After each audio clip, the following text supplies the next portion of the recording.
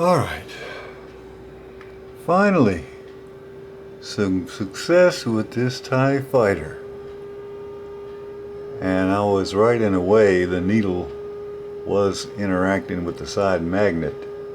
I put a straw using some goo on the top of this thing and have the goo going into the needle, spinning up there on the magnet. And now it's finally working.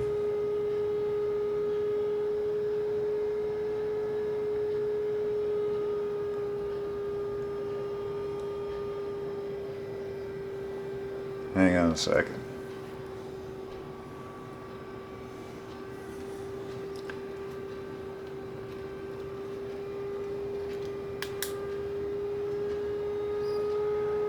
While I'm here, I might as well show you my latest little fidget spinner motor while I'm at it.